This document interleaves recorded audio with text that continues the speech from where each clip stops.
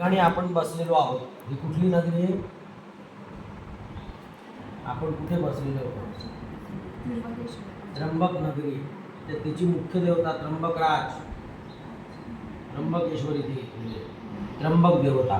त्याच्यानंतर राहुकाल सर्प हा दोष कुठून निर्माण होतो? तर राहुकाल सर्प हा दोष निर्माण होतो राहू काल आणि सर्पापासून. तर या ठिकाणी ही काल देवता आहे. काल कुठली? ही मृत्यूची देवता आहे. कुठली?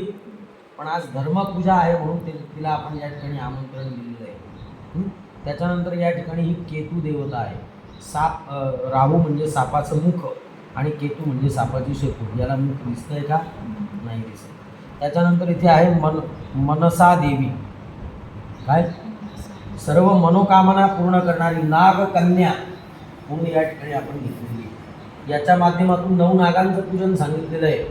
अनंत, वासुकी, शेष, पद्मनाभ, शंखपाल, धार्तराष्ट्र, तक्षक, काली आणि कपिल. 9 प्रकारचे 9 नाग. त्याच्यानंतर आश्लेषा नक्षत्राची देवता आहे. कुठली देवता आहे? आश्लेषा नक्षत्राची सर्प, बृहस्पती आणि पितृ. लक्षात, सर्प ही आश्लेषा नक्षत्राची देवता आहे. आजचं हे सापाचं नक्षत्र आहे. आजचा दिवस जो तुम्ही निवडला हा खूप चांगला दिवस निवडलेला आहे.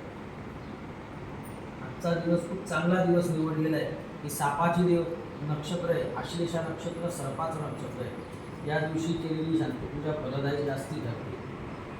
त्याच्यानंतर बृहस्पती, सर्प, पितृ याच्या माध्यमातून गोमुख प्रसव, विष्णू, वरुण आणि लक्ष्मण या 3 देवता आहेत. नवग्रहांच्या अनुकूलता लाभावी म्हणून जे नवग्रहांची प्रतिमा आपण घेतलेली आहे. आणि त्र्यंबकराज, भगवान महादेव, ज्योतिर्लिंग आद्य साक्षात या ठिकाणी आपण घेतलेले आहे.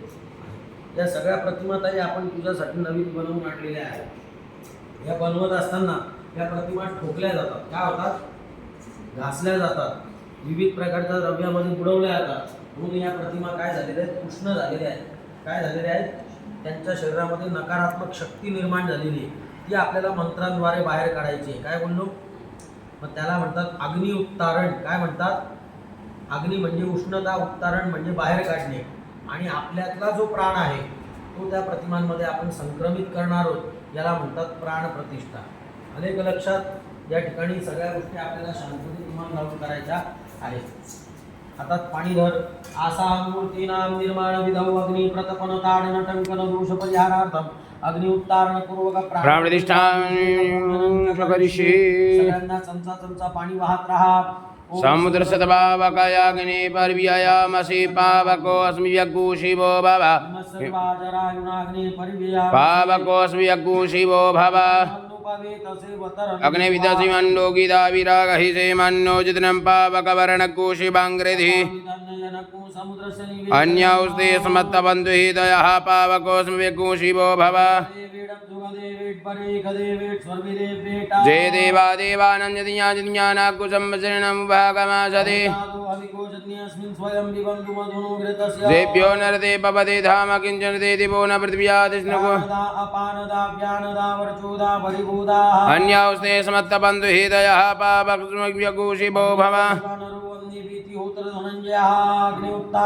खाय मूर्तीनां शुद्धिहेतवे. शांती शांती. हातामध्ये पाणी पकडून ठेवायचंय. हस्ते सगळ्यांना वाहून घेणार. अग्निर्वैश्वानरो वन्नी भीतिहोत्रहन्यः अग्निर्तर्थाय मूर्तीनां शुद्धिहेतवे.